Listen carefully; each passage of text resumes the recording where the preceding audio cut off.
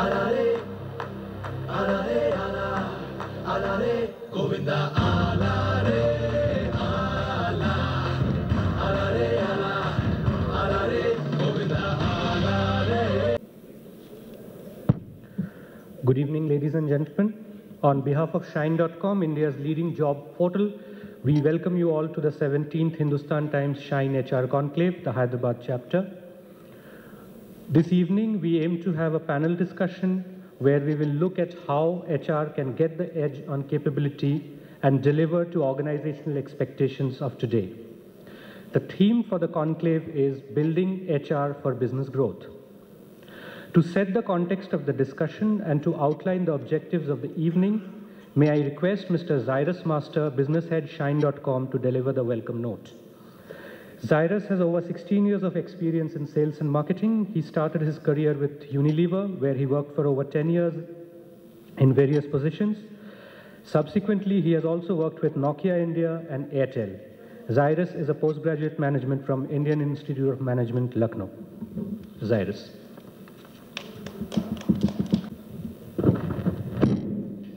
Good evening, ladies and gentlemen. On behalf of Shine and Hindustan Times, I'd like to welcome you to the 17th HT Shine HR Conclave, the Hyderabad chapter.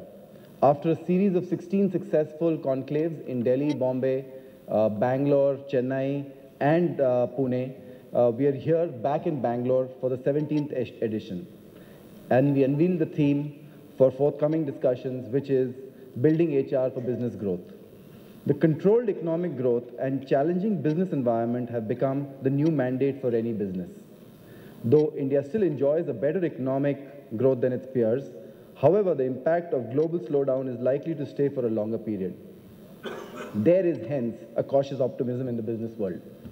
And I emphasize the word cautious, as between the two economic depressions, the corporate landscape has changed significantly.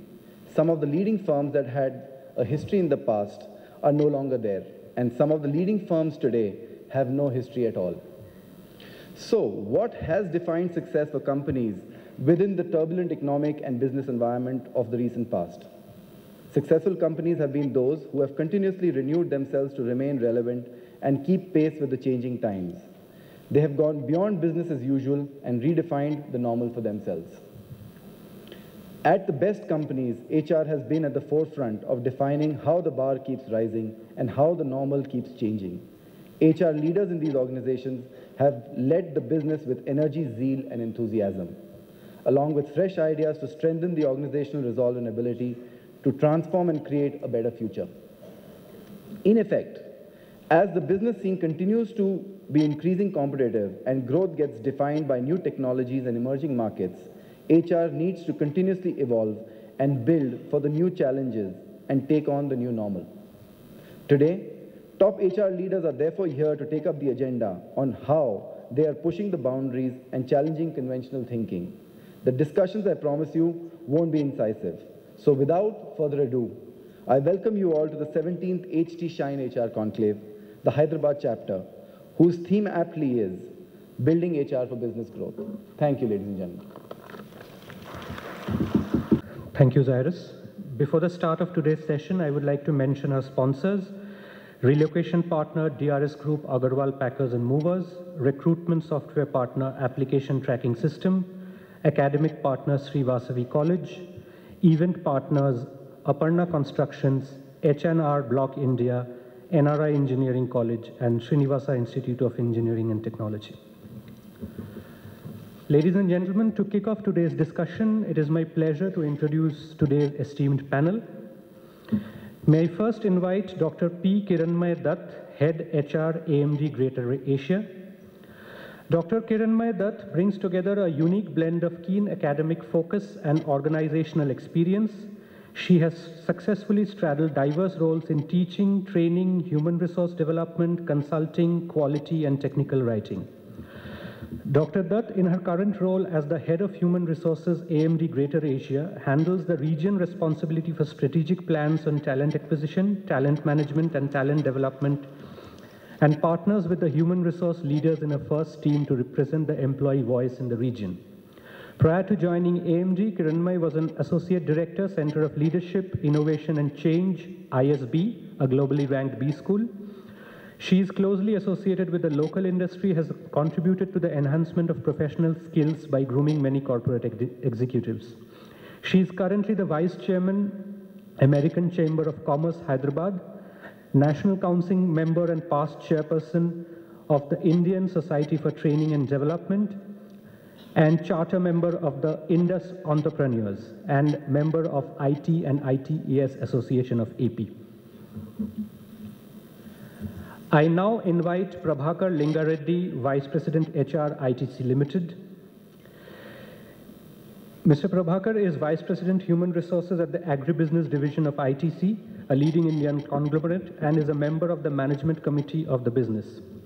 An alumnus of KREC Suratkal and XLRI Jamshedpur, he has been associated with ITC for 19 years in different capacities across businesses, including information technology and their corporate office. He has also worked with TVS Motors and Murugappa Group prior to this. He has had experience in all facets of HR and ER in his 26 years of experience, apart from stints in IT and business planning. He has been actively associated with National HRD Network, India's leading body for HR professionals since 2007. He was the National Treasurer from 2011 to 13. He is now Regional President South for NHRD.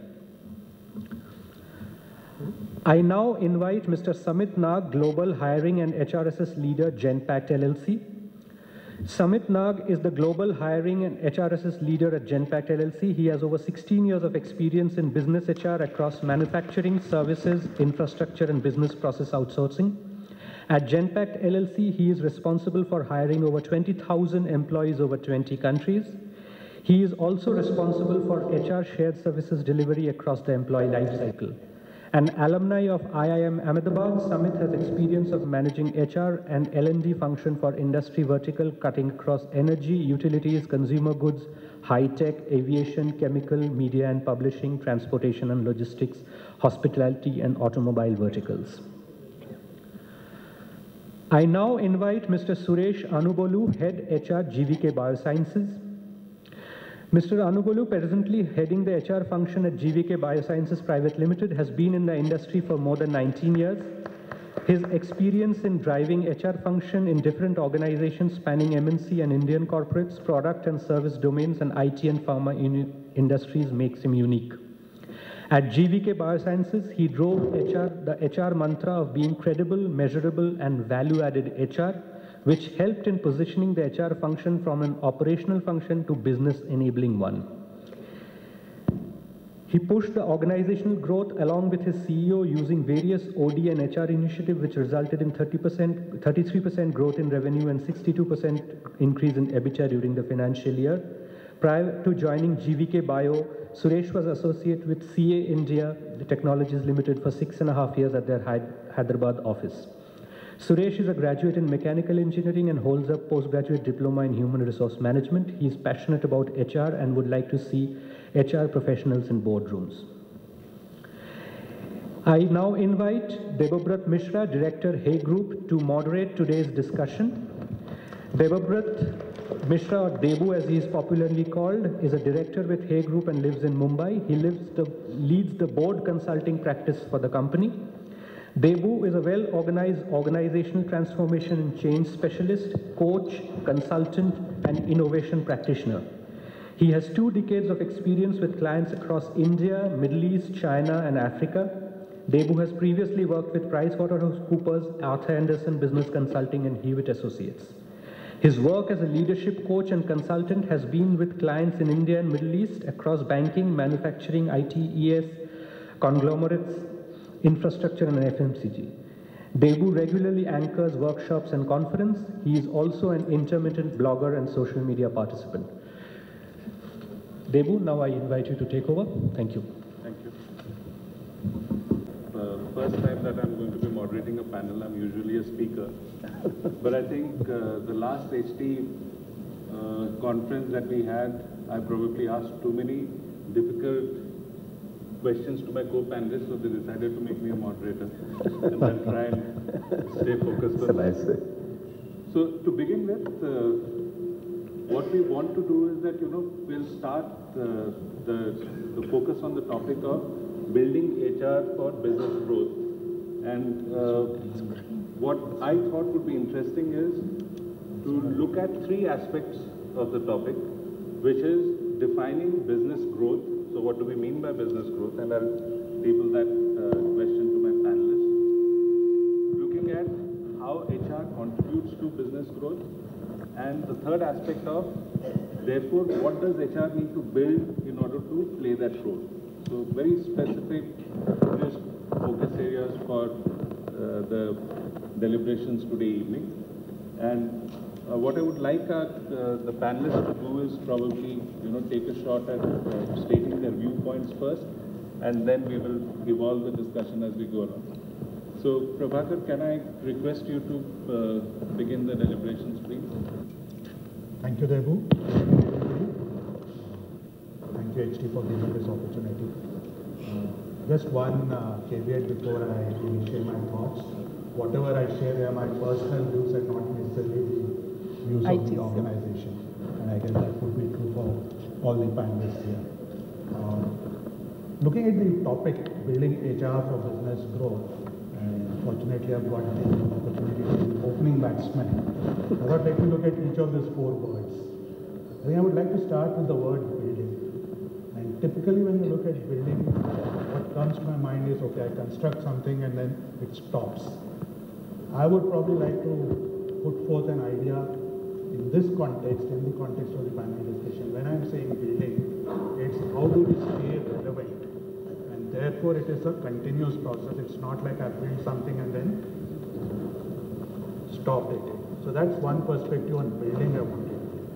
When you're looking at HR, what I would like to sort of look at is HR is not necessarily the HR function, but here when we're talking about HR, it's every human resource in the organization. Looking at business, very often we look at business purely from an economic perspective. I think it is my point of view during the discussion would be to look in a more holistic manner when we're talking about business, which would encompass therefore not just the economic part of it, but also the social and environmental part of it. And lastly, when we're looking at growth, very often we look at growth more in terms of 2x, 3x, etc. I would like to make two perspectives here. One perspective is there is something which is a tangible growth, but there is equally a perspective of intangible growth, be it in terms of brand, equity, etc. And when we're talking about building HR for business growth, we also need to look at the intangible perspective. The second dimension is when we're looking at growth. If I am sort of required to close down a branch or a business or any work, very often we think that it's a closure. It's actually part and parcel of the organization. So when we look at building HR, we look at all possible scenarios, be it in terms of restructuring, rationalization, turnaround, expansion, new businesses. So that's the perspective on which I would probably be sharing my thoughts on this. Round of opening remarks. Thank you.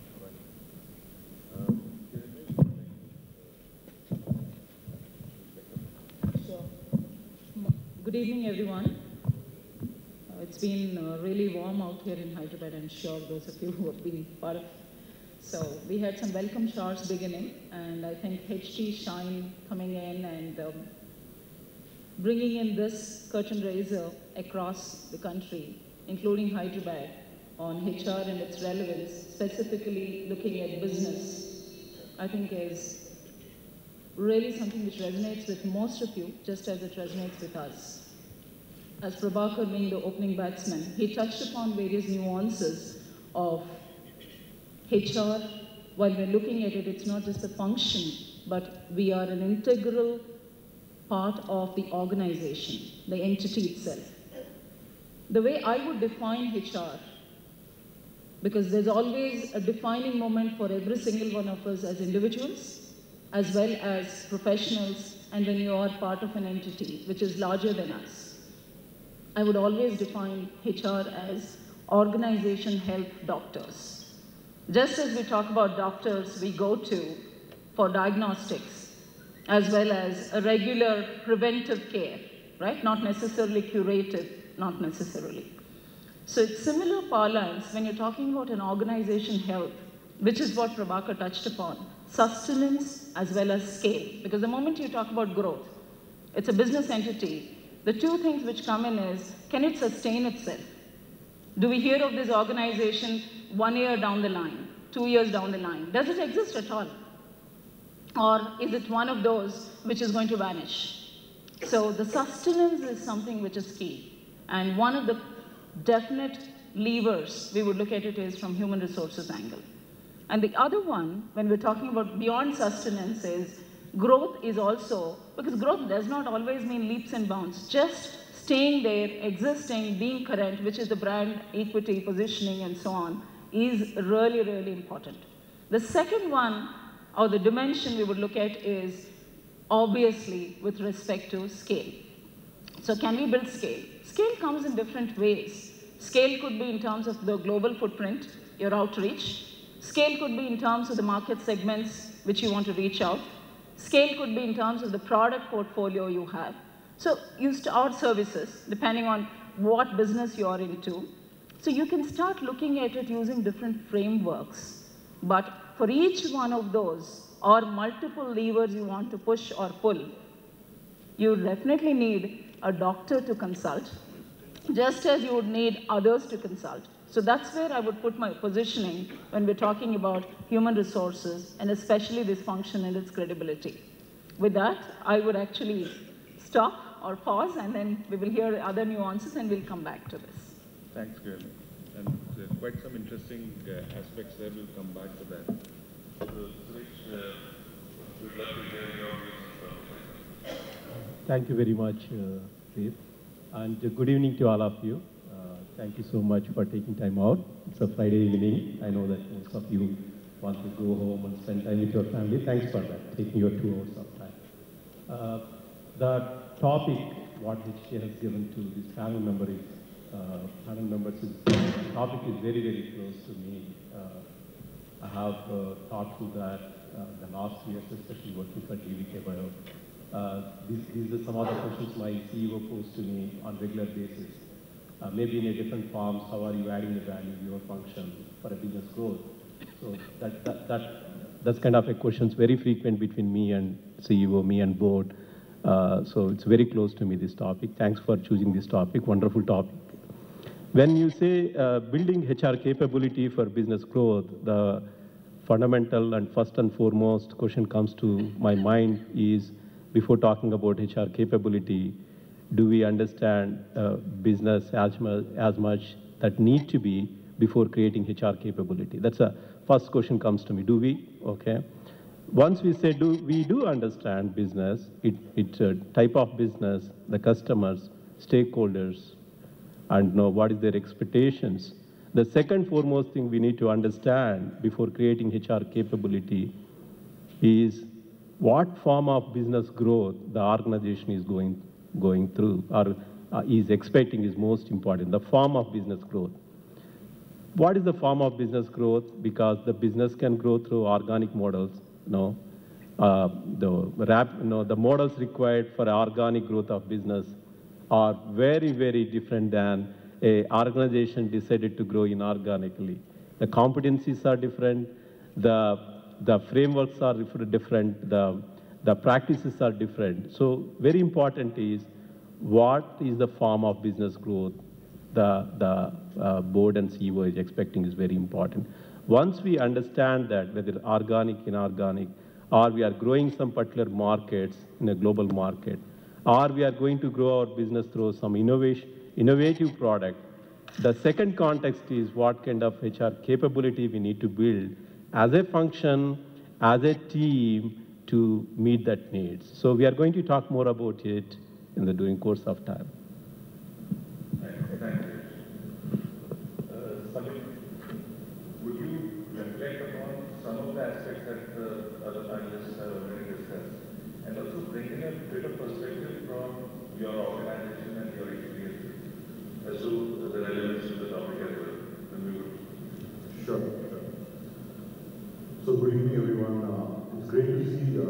a large forum of HR, I presume folks who are working as HR managers, HR leaders, and also folks who must be interested in HR as a function. So it reinforces, the capability of HR as a function, and we see so many people together. If you really look at it, as far as my perspectives are concerned, I think there are three broad pillars which define HR's capability in supporting and building growth. The first that I look at is smart processes. And when I say smart processes, from my experience, it's about having processes that are scalable. For example, if you were to look at a recruitment process, can that scale tomorrow from hiring, say, 50 people to scaling 1,000 people? Can it be scalable from recruiting various types of skills that the customers are demanding for? Policies, smart policies. Policies where the nuances of regions and how you are building your global footprint does not come in the way of not being able to support growth. And you understanding as HR managers what's different from one region to other. What's true for India need not be true for Europe and need not be true for the rest of Asia. And third is technology. Companies grow not only in terms of companies grow not only in terms of just the pure parlance of growth. HR contribution is in growth in times of basically restructuring and also in times of consolidation. And we heard about sustenance. Sustenance has got a lot to do with the overall restructuring and consolidation phase. So how does, when a company is going ahead and say acquiring another company for growth, how does your technology platforms be suitable for you to go ahead and integrate them? How you have to ensure that your HR platforms can be bolt-on applications or upgrades. So I think each of these three pillars fundamentally can define how you will be ready from your competency standpoint to support it. Thanks, Amit. So interestingly, what if you look at the key themes that are emerging from your experiences, there is a bit around sustenance and growth. The challenges between it's not just growth but also sustenance. And it is not just economic but a bit reaching out into social as well. The social part of the enterprise. Kiranmay, you talked about organization health, so that HR is the custodian or the specialist around organization health. We also, heard the perspective of, being a part of the custodian of what the business really needs. Suresh, your own experiences, I like the fact that your CEO asks you, how are you adding value? So that's the constant question.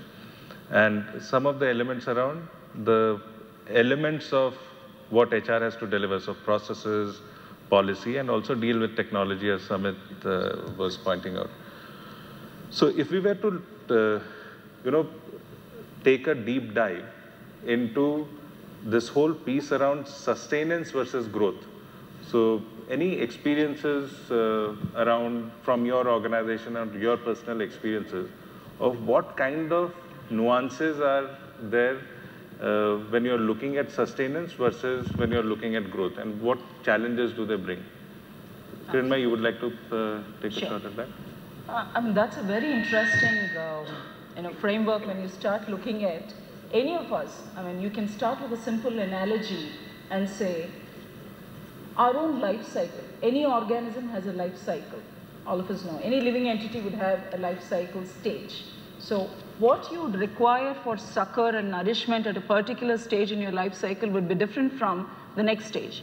The same is true for any organization. So when you're talking about growth, we're talking about an organization which is already a toddler or an infant, let's say, but now it has to really get nimble and grow fast. Now, if you're looking at it, that's still at an early stage, but it wants to grow inorganically, because Suresh also touched about organic and inorganic growth.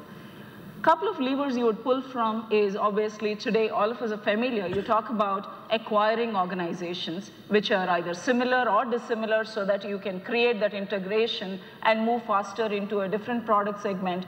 So you look for your blue oceans or green oceans, depending on what you're really looking for, and then start expanding. And when you're talking about really moving into a new either markets or product portfolio or services, obviously there's an acquisition or a JV or any of these levers which you're going to pull in. The moment you're talking about any of these business related levers, clearly from a HR portfolio, there is talent coming in, whichever way you look at it. How do you manage talent? What are the dimensions or skill set? Because there is a culture piece coming in. What is it that you really have to think? And what happens to your existing talent? Because now suddenly the entity becomes different because there are new stakeholders walking in or joining in. So how would that change? Lots of things change for us. The moment the family expands, you see either it's very exciting or sometimes it can be, oh no, this is a visitor which we don't want to, but then it's an unhappy way of, but there are certain hooks where we have to go together. So you look at it from a personal stint as well. We all experience it at different stages, but we embrace it and we adapt to it. Similarly, an organization needs to go through it. So if you're looking at it from that lens, the primary skill set or competency we are focusing on is change management. If you really have to pinpoint and say, what is the most important thing out there as an ingredient really for human resources to leverage and move forward, it's change management. Because there's a mind share shift. You'll have to look at the existing talent, how they need to embrace it or move on. So if they have to embrace it or adapt to it or move on, whichever it is, the change management. So any of us who have been experts at it or at least dabbled in it, wherever you are in the life cycle, very clearly you understand how to move about it. How do you really take someone along from stage A to stage D in terms of denial to final acceptance? So that's going to be the most important lever really you have to walk through. On the other hand, the other piece we've talked about is if you're looking at organic growth, which means there is an incremental growth happening in terms of revenues and your product diversification, it is not inorganic. There it's going to be more of economies of scale you'll have to build in, and the expectations of your employees in terms of, so you can't lose talent. You have to continue to sustain and keep them. The engagement can be challenging year after year. How do you keep them happy, contented, focused, and committed? Are they going to? So what kind of generational cohorts do you have in your organization with respect to the talent? What is the larger ecosystem, the macro system, with respect to the talent markets? So can you keep them? Where are you positioned as an employer in that talent market or the ecosystem you are part of? So can you continue to keep them even when you're saying I'll grow organically? How does that work? Because there could be other stakeholders who will come in or someone else puts up shop. What happens today, whatever you are happy with or contented with, will change tomorrow. Because it's a dynamic market. You can't control the external market. You can perhaps control the internal stakeholder view. But that changes all of a sudden the moment there are a few other players coming in and setting up shop. So how do you continue to? So even in that model, you'll have to look at that sustenance, which is more of keeping your employees engaged. What is the hook? I love the word what Suresh used, value proposition. Just as the business leader would challenge you, I would challenge each one of us to say, what is my value proposition to come here, to come to work every day? What is it which keeps me going? So what would it be for my key talent really, or the high potentials? I mean, you can use any of those terms and say, what is it which keeps them going really? How do I ensure that they stay with me while I'm on this journey? So this is my strategy. I'll grow only organically. Even there, you'll continue to look at your talent and invest in their development. Most often, that is something which takes, the last, we would go and acquire talent. We'll be gung-ho about acquiring talent. Till they attain their productive efficiencies, we'll invest in their development. But the moment it reaches that productive efficiencies, most of the organizations get into a kind of a positioning where that's a cost play. It's no longer a revenue play. So what do? You tend to cut down on your budgets with respect to, because you don't have incremental, because you start looking at the P&L piece and the bottom line and the top line, and hence you stop really investing in the talent. So talent engagement goes hand in hand with talent development, and if you don't continue to invest in your talent, you will not get the value proposition or the hook which the employee feels. So even in that, in organic growth, there are certain levers you pull from. In organic growth, I think the continued focus on employee value proposition and how do you structure it, and the foundation blocks of your culture, your identity, your brand equity, as Prabhakar mentioned, that needs to be, you can't shift it around every second day. What's the value system of the organization? If they find a hook with it, the play of the organization as well as the employee, there's a hook there. With that, I pause. Thanks very much. You know, Prabhakar, use a provocative statement that you would hold a perspective that organic growth need not be incremental. It could be very large scale as well, right? So why don't you share with us some of your experiences? I'll actually combine that question and your previous question, and then I'll actually share two experiences. And I think that drives the point much more strongly. If you look at really ITC today, we are into different businesses. And today, when we look at our foods business, we are close to about 5,000 crores business. And a business that started about not more than 10 years back. And that's where they go when you're talking of scale. In 10 years' time, with very, very strong competition, it's grown to about 5,000 crores. I link it now to in terms of where does HR fit into it? It all sort of emanated from the way you define your core competence. ITC was in cigarettes, it was in hotels, it was in the paper business.